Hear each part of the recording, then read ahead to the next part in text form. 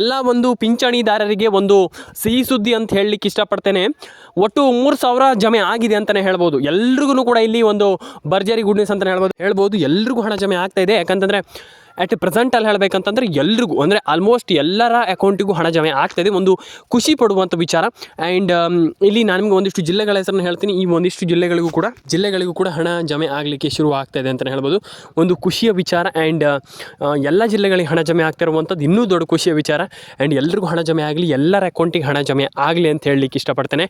And ಎಲ್ರಿಗೂ ಕೂಡ ಇಲ್ಲಿ ಹಣ ಜಮೆ ಆಗಲಿ ಅಂತ ಹೇಳಲಿಕ್ಕೆ ಇಷ್ಟಪಡ್ತೇನೆ. ಆ್ಯಂಡ್ ಎಲ್ಲರ ಅಕೌಂಟಿಗೆ ಹಣ ಬರಲಿ. ಎಲ್ರಿಗೂ ಕೂಡ ಅವ್ರಿವ್ರಿಗಂತ ಹೇಳುವಂಥ ಸೀನಿಲ್ಲ. ಎಲ್ಲರ ಅಕೌಂಟಿಗೂ ಹಣ ಜಮೆ ಆಗಬೇಕು, ಎಲ್ರಿಗೂ ಹಣ ಬರಬೇಕು ಅನ್ನುವಂಥದ್ದು ನಾನು ಹೇಳಲಿಕ್ಕೆ ಇಷ್ಟಪಡ್ತೇನೆ. ಆ್ಯಂಡ್ ಪಿಂಚಣಿ ಹಣ ಭರ್ಜರಿ ಗುಡ್ ನ್ಯೂಸ್ ಅಂತಲೇ ಹೇಳ್ಬೋದು. ಎಲ್ರಿಗೂ ಕೂಡ ಇಲ್ಲಿ ಒಂದಿಷ್ಟು ಜಿಲ್ಲೆಗಳಿಗೆ ಹಣ ಜಮೆ ಆಗ್ತಾಯಿದೆ ಅಂತಲೇ ಹೇಳ್ಬೋದು ಸ್ನೇಹಿತರೆ. ಹಾಗಾದರೆ ಯಾರಿಗೆಲ್ಲ ಹಣ ಬರುತ್ತೆ ಅನ್ನುವಂಥದ್ದು ಒಂದಿಷ್ಟು ಜನರ ಥಿಂಕಿಂಗ್ ಆಗಿರುತ್ತೆ. ಅಂದರೆ ನೀವು ಥಿಂಕ್ ಮಾಡ್ತೀರಾ ಈಗ ಯಾರಿಗೆಲ್ಲ ಹಣ ಬರುತ್ತೆ ಅನ್ನುವಂಥದ್ದು. ನಾನು ನಿಮಗೆ ಒಂದಿಷ್ಟು ಜಿಲ್ಲೆಗಳ ಹೆಸರನ್ನು ಹೇಳ್ತಾ ಹೋಗ್ತೀನಿ. ಆ ಒಂದಿಷ್ಟು ಜಿಲ್ಲೆಗಳಿಗೆ ಖಂಡಿತವಾಗ್ಲೂ ಡೆಫಿನೆಟಾಗಿ ಹಣ ಜಮೆ ಆಗುತ್ತೆ. ಹಾಗಾದರೆ ಯಾವ ಜಿಲ್ಲೆಗಳು ಅನ್ನುವಂಥದ್ದು ಒಂದಿಷ್ಟು ಜನರಿಗೆ ಕ್ಯೂರಿಯಾಸಿಟಿ ಇದೆ. ಅಂದರೆ ಏನು ನಿಮ್ಮ ಒಂದು ಕ್ಯೂರಿಯಾಸಿಟಿ ಇದೆ. ಅಂದರೆ ಹಾಗಾದರೆ ಯಾವ ಜಿಲ್ಲೆಗಳಿಗೆ ಬರುತ್ತೇನೋಪ್ಪ ಅನ್ನುವಂಥದ್ದು ಒಂದಿಷ್ಟು ಮಾತಿದೆ. ಆ್ಯಂಡ್ ಡೆಫಿನೆಟಾಗಿ ನಾನು ನಿಮಗೆ ತಿಳಿಸ್ಕೊಡ್ತೀನಿ ಯಾವ್ಯಾವ ಜಿಲ್ಲೆಗಳಿಗೆ ಹಣ ಬರುತ್ತೆ, ಏನು ಕತೆ ಅನ್ನುವಂಥದ್ದನ್ನು ನಾನು ನಿಮಗೆ ತಿಳಿಸ್ಕೊಡ್ತೀನಿ. ಫಸ್ಟ್ ಜಿಲ್ಲೆ ಬಂದುಬಿಟ್ಟು ಹಾವೇರಿ, ಕೋಲಾರ, ಕೊಪ್ಪಳ, ಬಳ್ಳಾರಿ, ಬೀದರ್, ಚಿತ್ರದುರ್ಗ, ಮಂಡ್ಯ. ಆಲ್ಮೋಸ್ಟ್ ಇಷ್ಟು ಜಿಲ್ಲೆಗಳಿಗೆ ಹಣ ಬರುತ್ತೆ. ಸೆಕೆಂಡ್ ಜಿಲ್ಲೆ ಬಂದುಬಿಟ್ಟು ದಕ್ಷಿಣ ಕನ್ನಡ, ಉತ್ತರ ಕನ್ನಡ, ಮಂಡ್ಯ, ಮೈಸೂರು, ಹಾಸನ, ಕೊಡಗು, ಕೊಪ್ಪಳ, ಆ್ಯಂಡ್ ಚಿತ್ರದುರ್ಗ, ಬಳ್ಳಾರಿ, ಆ್ಯಂಡ್ ಅದಾದಮೇಲೆ ನಿಮಗೆ ದಾವಣಗೆರೆ. ಆಲ್ಮೋಸ್ಟ್ ಈ ಎಲ್ಲ ಜಿಲ್ಲೆಗಳಿಗೂ ಹಣ ಜಮೆ ಆಗುತ್ತೆ. ಅಂದರೆ ಆ ಜಿಲ್ಲೆ ಈ ಜಿಲ್ಲೆ ಅಂತಲ್ಲ, ಎಲ್ಲ ಜಿಲ್ಲೆಗಳಿಗೂ ಹಣ ಜಮೆ ಆಗುತ್ತೆ, ಎಲ್ಲ ಜಿಲ್ಲೆಗಳಿಗೆ ಹಣ ಬರುತ್ತೆ. ಈಗ ಮೊನ್ನೆ ಏನು ನಮ್ಮ ನಿರ್ಮಲಾ ಸೀತಾರಾಮನ್ ಅವರು ಏನು ಹೇಳಿದರು ಅಂತಂದರೆ, ಇಲ್ಲಿ ಖಂಡಿತವಾಗಲೂ ನಾವು PM ಕಿಸಾನ್ಗೆ ತುಂಬ ಆದ್ಯತೆಯನ್ನು ಕೊಡ್ತೇವೆ ಅಂತಂದರೆ, ಆ ಒಂದು ಯೋಜನೆಗೆ ತುಂಬ ಆದ್ಯತೆ ಅಂತಂದರೆ ಈಗ ನೀವು ಖಂಡಿತವಾಗ್ಲೂ ಹಣವನ್ನು ಹಾಕ್ತೇವೆ ಅನ್ನುವಂಥದ್ದು ಅವರ ಒಂದು ಮಾತಾಗಿರುತ್ತೆ. ಈಗ ಬಜೆಟಲ್ಲಿ ಮೊನ್ನೆ ಒಂದಿಷ್ಟು ಮಾತನ್ನು ಹೇಳಿದರು. ಏನು ಹೇಳಿದರು ಅದ್ರ ಬಗ್ಗೆ ಒಂದಿಷ್ಟು ಮಾತನ್ನು ಕೂಡ ನಮಗೆ ತಿಳಿಸ್ಕೊಡ್ತೇನೆ. ಈಗ ಅವ್ರು ಹೇಳಿದ್ದೇನಪ್ಪ ಅಂತಂದ್ರೆ ಸಿಂಪಲಾಗಿ ನಾವು ಒಂದಿಷ್ಟು ಕೋಟಿಯನ್ನು ಬಿಡುಗಡೆ ಮಾಡ್ತಾ ಇದ್ದೇವೆ ಅನ್ನುವಂಥದ್ದನ್ನು ಅವ್ರು ಹೇಳಿದರು. ಹಾಗಾದರೆ ನಾನು ಹೇಳಿದೆ ನಿಮಗೆ ಇಷ್ಟು ಜಿಲ್ಲೆಗಳಿಗೆ ಹಣ ಬರುತ್ತೆ, ಇಷ್ಟು ಜಿಲ್ಲೆಗಳಿಗೆ ಹಣ ಬರುತ್ತೆ, ಇಷ್ಟು ಜಿಲ್ಲೆಗಳಿಗೆ ಹಣ ಬರುತ್ತೆ ಅಂತ ಒಂದಿಷ್ಟು ಕ್ಯಾಲ್ಕುಲೇಷನನ್ನು ನಾನು ಹೇಳಿದೆ. ಯಾವ ಜಿಲ್ಲೆಗಳಿಗೆ ಕರೆಕ್ಟಾಗಿ ಇಷ್ಟೇ ಹಣ ಬರುತ್ತೆ ಅನ್ನುವಂಥದ್ದನ್ನು ಅವ್ರು ಹೇಳಿದ್ರೆ ಅಂತ ನೀವು ಕೇಳ್ಬೋದು. ಖಂಡಿತವಾಗ್ಲೂ ಹೌದು. ಆ ಜಿಲ್ಲೆ ಈ ಜಿಲ್ಲೆ ಅಂತ ಏನಿಲ್ಲ, ಎಲ್ಲ ಜಿಲ್ಲೆಗಳಿಗೂ ಸೇರಿ ಏನಿಲ್ಲ ಅಂತಂದರೂ ಈ ವರ್ಷದಲ್ಲಿ ಏನಿಲ್ಲ ಅಂತಂದ್ರೂ ಒಂದು 10,000 ರೂಪಾಯಿ ಹಣ ಎಲ್ರಿಗೂ ಬರುತ್ತೆ, ಎಲ್ಲ ಜಿಲ್ಲೆಯವರಿಗೂ ಬರುತ್ತೆ ಅನ್ನುವಂಥದ್ದನ್ನು ಅವ್ರು ಹೇಳಿರುವಂಥದ್ದು. ಇದು ನೀವು ಕೇಳ್ತೀರಾ. ಈಗ ಅವರು ಇದನ್ನು ಆಲ್ಮೋಸ್ಟ್ ಏನು ಬಜೆಟ್ ಆಗೋಕ್ಕಿಂತ ಮುಂಚೆನೇ ಹೇಳಿದರು. ಆ್ಯಂಡ್ ಬಜೆಟ್ ಆದಮೇಲೆ ಹೇಳಿದರು ಡೆಫಿನೆಟಾಗಿ ಪೆನ್ಷನ್ ಹಣನೂ ಕೂಡ ಎಲ್ರಿಗೂ ಜಮೆ ಆಗಲಿಕ್ಕೆ ಶುರು ಆಗ್ತಾ ಇದೆ. ಆ್ಯಂಡ್ PM ಕಿಸಾನ್ ಕಂತಿನ ಹಣ ಅಂತೂ ಖಂಡಿತವಾಗ್ಲೂ ಎಲ್ರಿಗೂ ಜಮೆ ಆಗುತ್ತೆ. ಟೋಟಲ್ 9,000 ರೂಪಾಯಿ ಅಂದರೆ 9,000 ರೂಪೀಸ್. ತಿಂಗಳಿಗೆ 3,000 ಪಿಂಚಣಿ ಹಣ ಜಮೆ ಆಗುತ್ತಂತೆ. ಹೌದು, ಒಟ್ಟು 3 ತಿಂಗಳಿಗೆ ಒಂದು ಆಲ್ಮೋಸ್ಟ್ 3 ತಿಂಗಳಿಗೆ ಅಂತಂದ್ರೂ ಕೂಡ ಆಲ್ಮೋಸ್ಟ್ 36,000 ಐ ಥಿಂಕ್ ಆಯಿತು. ಹಾಗಾಗಿ ತಿಂಗಳ ಜಮೆ ಆಗುವಂಥದ್ದು ಡೌಟ್. ಯಾಕಂತಂದರೆ ಪಿಂಚಣಿ ಹಣ ಆಲ್ಮೋಸ್ಟ್ ತಿಂಗಳ ಜಮೆ ಆಗಲ್ಲ ಕೆಲವರಿಗೆ. ಆ್ಯಂಡ್ ಆಲ್ಮೋಸ್ಟ್ ಡೌಟ್ ಅಂತಲ್ಲ, ಆಲ್ಮೋಸ್ಟ್ ಜಮೆ ಆಗ್ಬೋದು. ಜಮೆ ಆದರೆ 36,000, ಇಲ್ಲ ಅಂತಂದರೆ ಮೇಯ್ನಾಗಿ 9,000 ರೂಪಾಯಿ ಅಂತೂ ಖಂಡಿತವಾಗ್ಲೂ ಬಂದೇ ಬರುತ್ತೆ. ಒಂದು ಭರ್ಜರಿ ಗುಡ್ ನ್ಯೂಸ್ ಅಂತಲೇ ಹೇಳ್ಬೋದು. ಸದ್ಯದ ಮಟ್ಟಿಗೆ ಒಂದು ಭರ್ಜರಿ ಗುಡ್ ನ್ಯೂಸ್ ಅಂತಲೇ ಹೇಳ್ಬೋದು. ನಾನು ಅದಕ್ಕೆ ಹೇಳ್ತಾ ಇರುವಂಥದ್ದು, ತಲೆ ಕೆಡಿಸ್ಕೊಳ್ಳುವಂಥ ಅಗತ್ಯ ಇಲ್ಲ. ಎಲ್ಲರೂ ಕೂಡ ನನ್ನ ಚಾನಲನ್ನು ನೋಡಿದ್ರೆ ಸಾಕು, ಡೆಫಿನೆಟಾಗಿ ನೀವು ಎಲ್ಲರೂ ಕೂಡ ಹಣವನ್ನು ಪಡ್ಕೊಳ್ಬೋದು. ನಾನು ಅದಕ್ಕೆ ಹೇಳುವಂಥದ್ದು ಇಷ್ಟೇ. ನಾನು ನನ್ನ ಸಬ್ಸ್ಕ್ರೈಬರ್ಸ್ಗಳಿಗೆ ಹೇಳುವಂಥದ್ದು ಇಷ್ಟೇ, ದಯವಿಟ್ಟು ಫಸ್ಟ್ ನಮ್ಮ ಚಾನಲನ್ನು ನೋಡಿ, ಚಾನಲನ್ನು ದಯವಿಟ್ಟು ವಿಸಿಟ್ ಮಾಡಿ ಬಂದು ನಿಮಗೆ ಅರ್ಥ ಆಗುತ್ತೆ ಯಾರಿಗೆ ಹಣ ಜಮೆ ಆಗಿದೆ, ಯಾರಿಗೆ ಹಣ ಜಮೆ ಆಗಿಲ್ಲ, ನಮ್ಗೆ ಹಣ ಜಮೆ ಆಗುತ್ತಾ. ಇಷ್ಟೇ, ಚಾನಲನ್ನು ನೋಡಿ ಸಾಕು.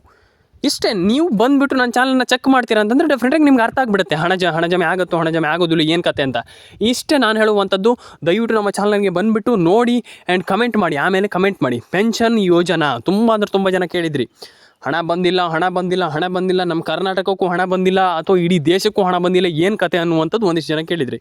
ತಲೆ ಕೆಡಿಸ್ಕೊಳ್ಳೋಂಥ ಅಗತ್ಯ ಇಲ್ಲ. ನಾನು ಹೇಳಿದೆ ನಿಮಗೆ ಎಲ್ರಿಗೂ ಕೂಡ ಇಲ್ಲಿ ಹಣ ಜಮೆ ಆಗುತ್ತೆ. ನಾನು ಆಲ್ರೆಡಿ ಎಲ್ರಿಗೂ ಹೇಳಿದೆ ನಾನು. ಆದರೆ ನೀವು ಏನು ಮಾಡಬೇಕಪ್ಪ ಅಂತಂದರೆ ಫಸ್ಟ್ಲಿ ನಾನು ಹೇಳುವಂಥದ್ದು ಇಷ್ಟೇ, ನಿಮ್ಮದು ರೇಷನ್ ಕಾರ್ಡ್ ಅಪ್ಡೇಟನ್ನು ಮಾಡ್ಕೊಳ್ಳಿ, ಆಧಾರ್ ಕಾರ್ಡ್ ಅಪ್ಡೇಟನ್ನು ಮಾಡ್ಕೊಳ್ಳಿ, ಪ್ಯಾನ್ ಕಾರ್ಡ್ ಅಪ್ಡೇಟನ್ನು ಮಾಡ್ಕೊಳ್ಳಿ. ನಾನು ತುಂಬ ಜನರಿಗೆ ಇದ್ರ ಬಗ್ಗೆ ಹೇಳಿದ್ದೆ. ತಲೆ ಕೆಡಿಸ್ಕೊಳ್ಳೋಂಥ ಅಗತ್ಯ ಇಲ್ಲ. ಮತ್ತೊಮ್ಮೆ ಹೇಳ್ತಾ ಇದ್ದೀನಿ, ತಲೆ ಕೆಡಿಸ್ಕೊಳ್ಳೋಂಥ ಅಗತ್ಯ ಇಲ್ಲ. ಪೆನ್ಷನ್ ಯೋಜನೆ ಹಣ ಜಮೆ ಎಲ್ರಿಗೂ ಆಗುತ್ತೆ, ಎಲ್ಲರ ಅಕೌಂಟಿಗೆ ಹಣ ಬರುತ್ತೆ. ಇಲ್ಲಿ ಸದ್ಯದ ಮಟ್ಟಿಗೆ ಪೆನ್ಷನ್ ಹಣ ಬಂದಿಲ್ಲ ಅಂತ ಹೇಳ್ತಾ ಇದ್ದೀರಲ್ಲ, ಎಲ್ರಿಗೂ ಹಣ ಬರುತ್ತೆ ಸ್ನೇಹಿತರು ಅಂತ ಹೇಳಲಿಕ್ಕೆ ಇಷ್ಟಪಡ್ತೇನೆ. ಕಮೆಂಟ್ ಮಾಡ್ಕೊಳ್ಳಿ, ನಿಮ್ಮ ಒಂದು ಅನಿಸಿಕೆ ಅನ್ನುವಂಥದ್ದು ತುಂಬ ಇಂಪಾರ್ಟೆಂಟ್. ಗೃಹಲಕ್ಷ್ಮಿ ಯೋಜನೆ ಅಪ್ಡೇಟ್ ಬಗ್ಗೆ ಸ್ವಲ್ಪ ತಿಳಿಸ್ಕೊಡ್ತಾ ಹೋಗ್ತೀನಿ. ಆ್ಯಂಡ್ ಗೃಹಲಕ್ಷ್ಮಿ ಹಣನೂ ಜಮೆ ಆಗುತ್ತೆ. ಹಾಗಾಗಿ ನಾನು ಹೇಳ್ತಾ ಇರುವಂಥದ್ದಿಷ್ಟೇ, ಪಿಂಚಣಿ ಹಣ ಎಲ್ರಿಗೂ ಜಮೆ ಆಗುತ್ತೆ ಸ್ನೇಹಿತರೆ. ನಾನು ಹೇಳುವಂಥದ್ದಿಷ್ಟೇ, ಎಲ್ರಿಗೂ ಹಣ ಜಮೆ ಆಗುತ್ತೆ. ಆ್ಯಂಡ್ ಇದರೊಟ್ಟಿಗೆ ಇಲ್ಲಿ ಗೃಹಲಕ್ಷ್ಮಿ ಹಣನೂ ಕೂಡ ಜಮೆ ಆಗುತ್ತೆ. ನಾನು ಹೇಳುವಂಥದ್ದು ಏನಪ್ಪ ಅಂತಂದರೆ, ಇಲ್ಲಿ ಎಲ್ಲರೂ ಕೂಡ ಪೆನ್ಷನ್ ಹಣನೂ ಕೂಡ ಇಲ್ಲಿ ಪಡ್ಕೊಳ್ಬೋದು. ಆ್ಯಂಡ್ ಅದರೊಟ್ಟಿಗೆ ಇಲ್ಲಿ ನೀವು ಗೃಹಲಕ್ಷ್ಮಿ ಯೋಜನೆ ಹಣನೂ ಕೂಡ ಪಡೆದುಕೊಳ್ಬಹುದು ಅಂತ ಹೇಳಲಿಕ್ಕೆ ಇಷ್ಟಪಡ್ತೇನೆ. ಆ್ಯಂಡ್ ಇನ್ನೊಂದು 2-3 ನಿಮಿಷ ನನಗೆ ಈ ಒಂದು ಯೋಜನೆ ಬಗ್ಗೆ ಹೇಳ್ತೀನಿ. ಅದಾದಮೇಲೆ ಸಿಲಿಂಡರ್ ಬಗ್ಗೆ ಮಾತಾಡ್ತಾ ಹೋಗೋಣ. ಆ್ಯಂಡ್ ನಾನು ಹೇಳುವಂಥದ್ದು ಇಷ್ಟೇ, ಫಸ್ಟ್ ಆಫ್ ಆಲ್ ನೀವೆಲ್ಲರೂ ಕೂಡ ಡಿಸಿಪ್ಲಿನ್ ಆಗಿರ್ಬೇಕು. ಫಸ್ಟ್ಲಿ ನಾನು ಯಾಕೆ ಹೇಳ್ತೀನಿ ಅಂತಂದರೆ, ಡಿಸಿಪ್ಲಿನ್ ಅಂತಂದರೆ ನೀವು ಯಾವುದೇ ಒಂದು ಯೋಜನೆ ಹಣವನ್ನು ಪಡ್ಕೊಳ್ಳೋದಾಗಿರ್ಬೋದು, ಅದು ಬಂದಾಗ ನೀವು ಅಪ್ಲಿಕೇಶನನ್ನು ಹಾಕಿರಬೇಕು, ಅಪ್ಲೈ ಮಾಡಿರ್ಬೇಕು. ಯಾಕಂತಂದರೆ ಅಪ್ಲೈ ಮಾಡಿಲ್ಲ ಅಂತಂದರೆ ನಿಮ್ಗೆ ಹಣನೇ ಬರಲ್ಲ.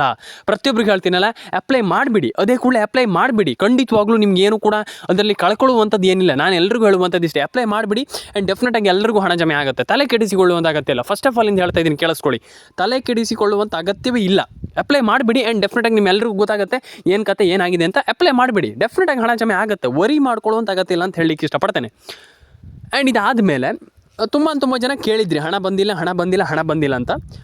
ಗೃಹಲಕ್ಷ್ಮಿ ಯೋಜನೆ ಹಣದ ಬಗ್ಗೆ ಒಂದಿಷ್ಟು ಮಾತಾಡ್ತಾ ಹೋಗೋಣ. ಈಗ ಗೃಹಲಕ್ಷ್ಮಿ ಹಣ ಬರುತ್ತೋ ಬರೋದಿಲ್ವೋ ಅನ್ನುವಂಥದ್ದು ಚಿಂತೆ ತುಂಬ ಜನರ ಒಂದು ತಲೆಯಲ್ಲಿ ಕೂತ್ಬಿಟ್ಟಿದೆ. ಅಂದರೆ ಹಣ ಬರುತ್ತೋ ಸರ್, ಬರೋದಿಲ್ವೋ ಸರ್ ಅಂತ. ನಾನು ನಿಮಗೆ ತಿಳಿಸ್ಕೊಡ್ತೀನಿ, ಹಣ ಬರುತ್ತೋ ಬರೋದಿಲ್ವೋ ಅಂತ. ಸಿಂಪಲಾಗಿ ನಾನು ನಿಮಗೆ ಹೇಳ್ತೀನಿ.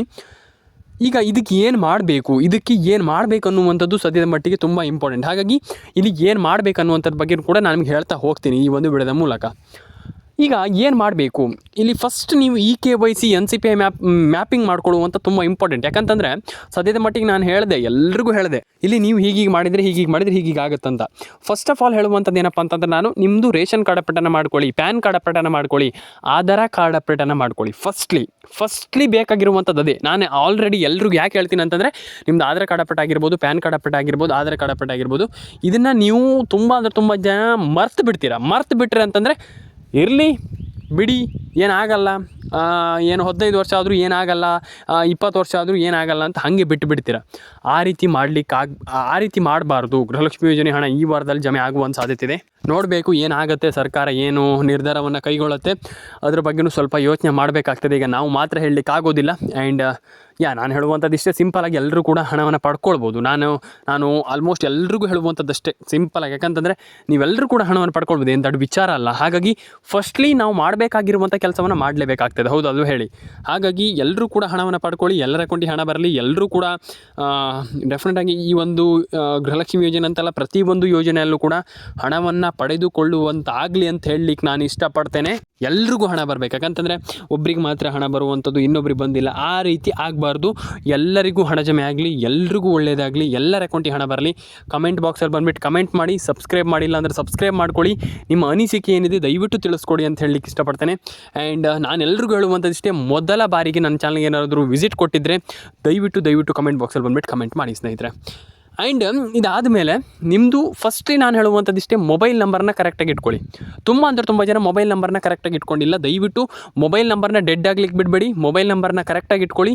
ರೇಷನ್ ಕಾರ್ಡ್ ಅಪ್ಡೇಟನ್ನು ಮಾಡ್ಕೊಳ್ಳಿ, ಆಧಾರ್ ಕಾರ್ಡ್ ಅಪ್ಡೇಟನ್ನು ಮಾಡ್ಕೊಳ್ಳಿ. ಸಬ್ಸ್ಕ್ರೈಬ್ ಮಾಡಿಲ್ಲ ಅಂದ್ರೆ ಮಾಡಿ, ಕಮೆಂಟ್ ಮಾಡಿಲ್ಲ ಅಂದ್ರೆ ಮಾಡಿ, ಎಲ್ಲದನ್ನು ಕೂಡ ಮಾಡ್ಕೊಳ್ಳಿ. ತುಂಬ ಜನ ಮಾಡ್ತಾ ಇಲ್ಲ, ಅದನ್ನೆಲ್ಲದನ್ನು ಕೂಡ ಮಾಡ್ಕೊಳ್ಳಿ. ಎಲ್ಲರ ಅಕೌಂಟಿಗೆ ಹಣ ಬರಲಿ. ಕಮೆಂಟ್ ಮಾಡಿಲ್ಲ ಅಂದರೆ ಕಮೆಂಟ್ ಮಾಡಿ, ಸಬ್ಸ್ಕ್ರೈಬ್ ಮಾಡಿಲ್ಲ ಅಂದರೆ ಸಬ್ಸ್ಕ್ರೈಬ್ ಮಾಡಿ ಸ್ನೇಹಿತರೆ. ಈಗ ಗ್ಯಾಸ್ ಸಿಲಿಂಡರ್ ಬಗ್ಗೆ ಒಂದಿಷ್ಟು ಜನ ಕಡಿಮೆ ಆಗಿದೆ ಅಂತ ನನಗೆ ಕಮೆಂಟ್ ಮಾಡಿದ್ರಿ. ಅದ್ರ ಬಗ್ಗೆ ನಾನು ನಿಮಗೆ ತಿಳಿಸ್ಕೊಡ್ತೀನಿ ಎಷ್ಟು ಕಡಿಮೆ ಆಗಿದೆ ಅಂತ. ಆಲ್ಮೋಸ್ಟ್ ಈಗ ನಿಮಗೆ ಏನಿಲ್ಲ ಅಂತಂದ್ರೆ ಕೂಡ 1900 ಚಿಲ್ಲರೆ ಇದ್ದಿತ್ತು, ಅದನ್ನು 800 ಚಿಲ್ಲರೆಗೆ ಇಳಿಸಿರುವಂಥದ್ದು ಸರ್ಕಾರ. ಏನಿಲ್ಲ ಅಂತಂದ್ರೂ ಕೂಡ ಒಂದು 60-70 ರೂಪಾಯಿ ಆಲ್ಮೋಸ್ಟ್ ಇಳಿಸಿದೆ ಅಂತಲೇ ಹೇಳ್ಬೋದು. ಆ್ಯಂಡ್ ಇದೊಂದು ಗುಡ್ ನ್ಯೂಸ್, ಎಲ್ರಿಗೂ ಕೂಡ ತುಂಬ ಒಳ್ಳೆಯದಾಗುತ್ತೆ. ಆ್ಯಂಡ್ ಎಲ್ರಿಗೂ ಖುಷಿ ಆಗುವಂಥ ವಿಚಾರ. ಯಾಕಂತಂದರೆ ಈಗ ನಿಮಗೆ ಹಣ ಜಮೆ ಈಗ ಸರ್ಕಾರ 2000 ರೂಪಾಯಿ ಹಣ ಹಾಕಿದರೆ ಮತ್ತು ಈ ಒಂದು ಗ್ಯಾಸ್ ಹಣನೂ ಕೂಡ ಇಳಿಸಿದ್ದಿದ್ರೆ ಒಂದು ದೊಡ್ಡ ವಿಚಾರ. ಹಾಗಾಗಿ ಇದು ದೊಡ್ಡ ವಿಚಾರ ಆಗುತ್ತೆ. ಯಾಕಂತಂದರೆ ಆಲ್ಮೋಸ್ಟು ಸರ್ಕಾರ ಈ ಒಂದು ಗ್ಯಾಸ್ ಸಿಲಿಂಡರ್ ಹಣವನ್ನು ಇಳಿಸಿರುವಂಥದ್ದು ಇದೊಂದು ಖುಷಿ ಪಡುವಂಥ ವಿಚಾರ. ಎಲ್ರಿಗೂ ಒಳ್ಳೆಯದಾಗಲಿ, ಗ್ಯಾಸ್ ಬಳಕೆದಾರರಿಗೆ ಒಂದು ಖುಷಿ ಆಗುವಂಥ ವಿಚಾರ ಅಂತ ಹೇಳ್ತಾ ಎಲ್ರಿಗೂ ಒಳ್ಳೆಯದಾಗಲಿ. ಸಬ್ಸ್ಕ್ರೈಬ್ ಮಾಡ್ಕೊಳ್ಳಿ. ನೆಕ್ಸ್ಟ್ ವಿಡಿಯೋದಲ್ಲಿ ಸಿಗೋಣ. ಲೈಕ್ ಮಾಡ್ಕೊಳ್ಳಿ, ಶೇರ್ ಮಾಡ್ಕೊಳ್ಳಿ, ಕಮೆಂಟ್ ಮಾಡ್ಕೊಳ್ಳಿ. ಎಲ್ರಿಗೂ ಒಳ್ಳೆಯದಾಗಲಿ ಅಂತ ಹೇಳ್ತಾ ನೆಕ್ಸ್ಟ್ ವಿಡಿಯೋದಲ್ಲಿ ಸಿಗೋಣ ಸ್ನೇಹಿತರೆ. ಲೈಕ್ ಮಾಡ್ಕೊಳ್ಳಿ, ಶೇರ್ ಮಾಡ್ಕೊಳ್ಳಿ, ಕಮೆಂಟ್ ಮಾಡ್ಕೊಳ್ಳಿ. ಸಿಗೋಣ.